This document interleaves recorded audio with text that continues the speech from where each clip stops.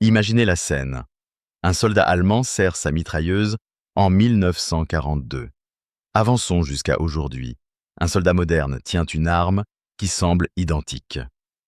Comment est-ce possible?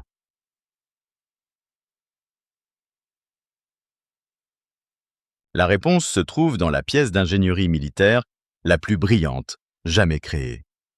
Et l'histoire est bien plus fascinante que vous ne le pensez. La plupart des chaînes d'histoire diront que la MG42 faisait peur, car elle tirait si vite qu'elle sonnait comme du tissu qu'on déchire. Mais ce n'est que gratter la surface. La vraie histoire, c'est une ingénierie de génie, si aboutie qu'on n'a littéralement pas pu l'améliorer pendant 80 ans. Laissez-moi vous montrer pourquoi.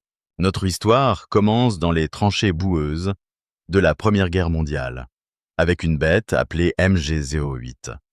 Ce monstre à refroidissement par eau pesait 80 livres et avait besoin d'une équipe rien que pour le déplacer. Il a changé la guerre pour toujours grâce aux tirs automatiques soutenus. Mais il avait un énorme problème. Il était conçu pour la guerre de tranchées. Les Allemands savaient que leur prochaine guerre ne se jouerait pas depuis des positions fixes. Ils développaient quelque chose de révolutionnaire, la Blitzkrieg, la guerre éclair. Et il leur fallait une arme qui tienne la cadence des chars. Et de l'infanterie lancée à toute vitesse. Le programme d'armes secrètes entre en scène. Rappelez-vous, après la Première Guerre mondiale, l'Allemagne avait interdiction de développer de nouveaux équipements militaires. Alors ils ont travaillé dans le secret le plus total. Et ce qu'ils ont créé allait tout changer. D'abord, la MG13 arrive. Plus légère et refroidie par air, avec un système de changement rapide de canon. Révolutionnaire pour l'époque. Mais elle avait un défaut fatal. Elle utilisait des chargeurs. Avec 25 coups à 600 coups par minute, vous aviez exactement 2 secondes et demie de tir avant de recharger. Inutile pour un combat prolongé. Puis, en 1934, il dévoile sa main. Dévoile la MG34. Le monde n'avait jamais rien vu de tel. La première véritable mitrailleuse polyvalente jamais construite. Alimentée par bande. Elle tirait 900 coups par minute. Montable sur des chars, sur des avions, et portée par l'infanterie. Elle pouvait tirer depuis un bipied, à la hanche, même sur des affûts antiaériens. Quand elle est apparue, aucune autre nation sur Terre n'avait rien de vraiment comparable. Les Allemands venaient de prendre une avance d'une génération en technologie des armes. Mais c'est là que ça devient intéressant. La MG34 était incroyable, mais c'était aussi un produit de luxe. Construite avec des pièces usinées avec précision, chaque arme demandait 150 heures de travail. Écoutez l'équivalent de 3000 $ aujourd'hui. Quand il faut des centaines de milliers de mitrailleuses pour une guerre mondiale, cela devient un problème catastrophique. Les ingénieurs allemands ont reçu une mission impossible. Créer quelque chose de meilleur que la meilleure mitrailleuse du monde, mais en réduisant de moitié le temps et le coût de production. Ils ont livré la MG42. Faite d'acier embouti plutôt que de pièces usinées, elle tirait 30% plus vite. Le changement de canon était encore plus rapide. Elle fonctionnait mieux dans la boue et le froid. Elle prenait 2 fois moins de temps à construire. Et coûtait 80 marks de moins par unité. Plus de 400 000 ont été produits pendant la guerre.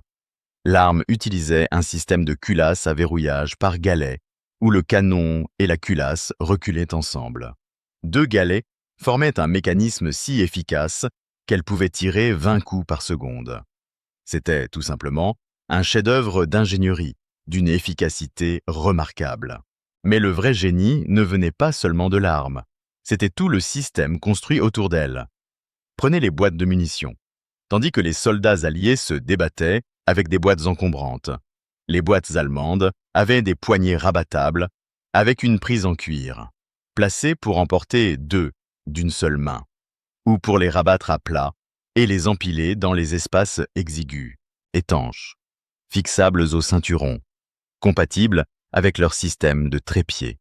Ils avaient même des tambours spéciaux qui contenaient des bandes de 50 coups. Les munitions restaient propres et prêtes. pendant que les troupes alliées passaient des bandes autour du cou ou trébuchaient dessus. Chaque détail avait été pensé avec obsession. Et puis il y avait l'affût Lafette. Ce n'était pas juste un trépied, c'était un calculateur mécanique. Il pesait 45 livres. Il intégrait un mécanisme d'horlogerie appelé Tiefenfeuer Automa. Il permettait aux tireurs de pré-régler des limites de portée et des zones de balayage. On règle le champ de tir, une route, un pont, un axe d'approche. On appuie sur la détente et l'arme balaie automatiquement toute la zone. Le tireur pouvait littéralement nouer une ficelle à la détente et tirer depuis un abri, pendant que l'arme arrosait méthodiquement la zone désignée. Avec des optiques de précision, sa portée efficace était de 3000 mètres. Cela transformait une mitrailleuse légère en quelque chose qui ressemblait à de l'artillerie légère. C'est pour cela que les troupes alliées en progression trouvaient les positions allemandes cauchemardesques. Les équipes de mitrailleuses préparaient plusieurs emplacements de tir. Elles tiraient depuis l'un, puis se déplaçaient et ouvraient le feu sous un autre angle. Les Alliés croyaient affronter des dizaines de mitrailleuses, alors qu'il n'y avait peut-être que 3 ou 4 équipes, et ils ne savaient pas où diriger le tir de riposte. Les Allemands utilisaient même des tactiques psychologiques. Une mitrailleuse tirait des traçantes hautes au-dessus des positions alliées. Cela leur faisait croire que les unités à l'arrière étaient visées. Quand les troupes de première ligne se levaient pour avancer, une seconde arme cachée les fauchait sans pitié. Les groupes allemands étaient organisés autour de la mitrailleuse elle-même. Pas en soutien de l'infanterie, mais comme le cœur de l'unité. Une équipe de 3 hommes à la mitrailleuse, soutenue par 6 fusiliers et un chef de groupe. Toute la doctrine tactique tournait autour de cette arme. Le tireur, l'aide-tireur et le pourvoyeur travaillaient comme un seul organisme, assurant un feu continu même dans les conditions les plus brutales. Voici la preuve ultime de son génie. Quand l'Allemagne a capitulé, tout le monde a voulu ses armes. Les partisans s'en sont servis. Les mouvements de résistance s'en sont emparés.